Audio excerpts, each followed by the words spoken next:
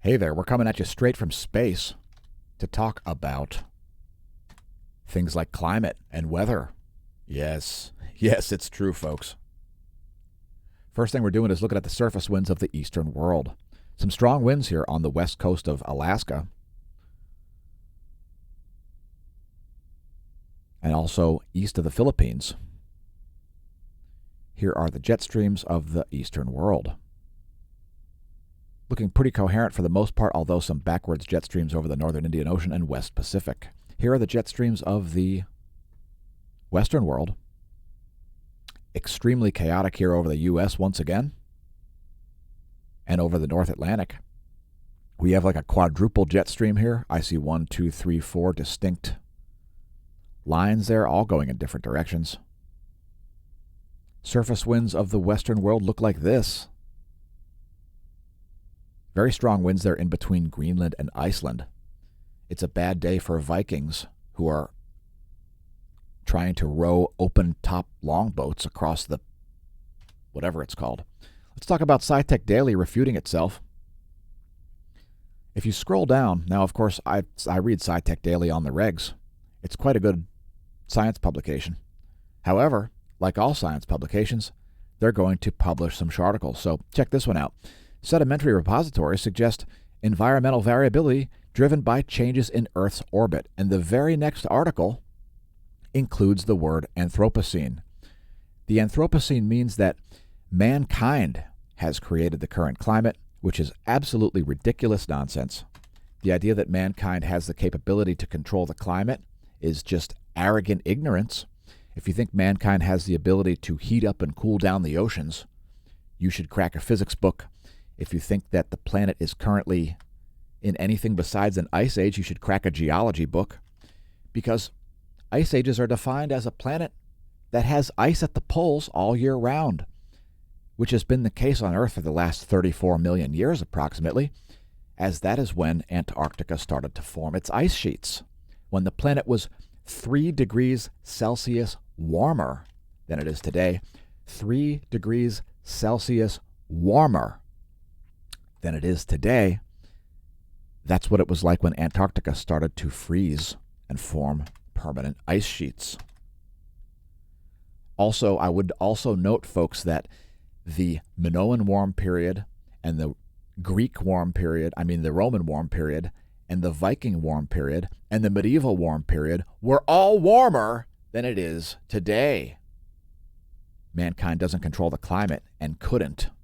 If you don't know what a Milankovitch cycle is, well, I highly suggest you read about it, especially if you're trying to convince people that mankind controls the climate.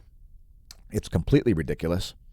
And Milankovitch cycles have to do with the obliquity and eccentricity and axial tilt of planet Earth's position as it orbits the sun. Anyway, Milankovitch cycle is kind of important. Let's talk about how hot it is. It's so hot that there's going to be a mid-October snowstorm involving perhaps up to 2 feet of snow in places like Montana and Wyoming.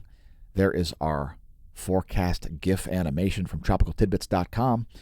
Now keep in mind this is about 6 days out, so that's pretty distant of a forecast, but it certainly looks like there's going to be some snow associated with this. Also, Central California forecasted to get at least about 6 inches of snow there. Apparently it's so hot that it's cold, folks. Oh my God, it is. Look how hot it is in places like Idaho, Montana, Wyoming, Utah, Nevada, and Colorado. Also snow falling in places like Washington and Oregon. Anyway, that's the forecast model. That's the GFS forecast through Thursday. Technically midnight is Wednesday, but anyway. I'll let that play through one more time, and let's continue on. Here's your weather.gov map, where we've got some frost advisories here in places like Maine. Also some hazardous seas. I don't even know what that is. What is up with that?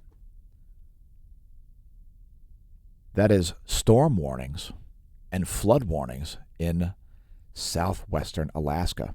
Anyway, if your county's lit up, just click on it.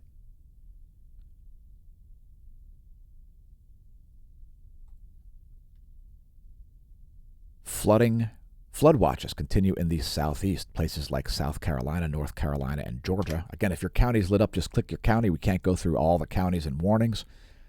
We can look at the NASA GOES lightning mapper. Here it is, some strong lightning in Georgia and Florida especially. Let's check the real-time lightning map to see where bolts are currently striking. Georgia.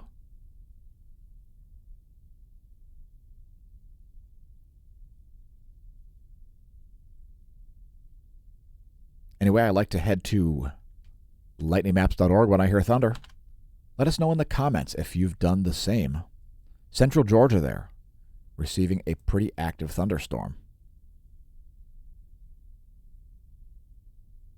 And yes, you can use lightningmaps.org to forecast thunder and frighten the natives. Please don't frighten the natives, folks. Next, looking at windy.com's pressure maps, check out the high pressure over Central Europe. Major anticyclone there, likely rotating clockwise. I won't worry about it. Strong low here at the southwestern corner of Alaska.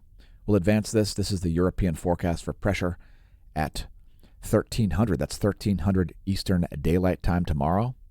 Low pressure dominating the northern portion of South America and the central part of the U.S., at least according to the European forecast. This video was originally streamed live to Twitch, twitch.tv/smAsho. We made a gaming video yesterday. Maybe we'll upload that to YouTube. Thanks to our BitChute subscribers. Please support the channel financially. And if you're only viewing the videos on BitChute, you're missing like 90% of our content. Please head to youtube.com/smAsho. Press like, press subscribe, tell your friends, tell your foes, tell your science noobs and your science pros that most of our content is at youtube.com/smAsho. Look at our playlists. Lots of features you may not be aware of if you're only watching our meteorology segments. Also, join the Smash team. You get all kinds of analysis nobody else gets to see. smashomash.com/Smash team. Also, thanks to our patrons for making it all possible. Please just cancel your Patreon membership and become a member of the Smash team. I can't say it enough times, apparently. Happy Smashtober. We're constantly increasing the capabilities of our own website.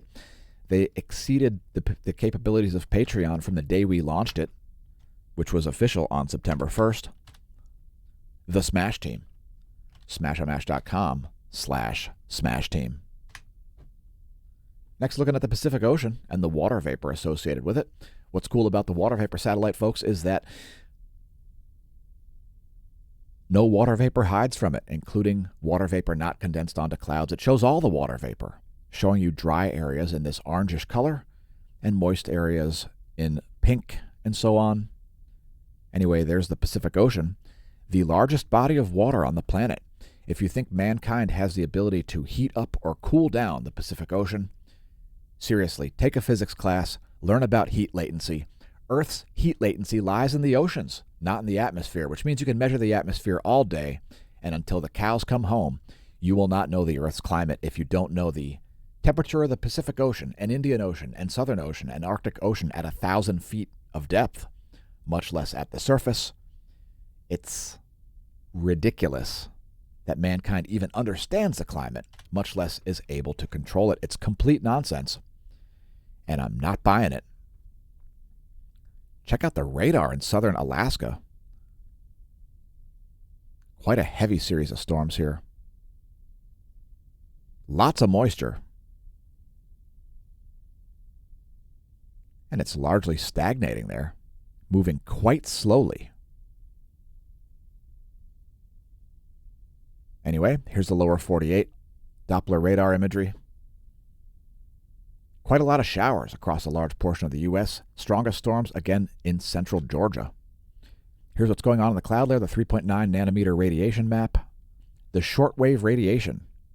It shows us clouds and fog at nighttime. Here's the water vapor map for the lower 48. Strong low still centered here over northern Illinois. You can see that counterclockwise rotation there.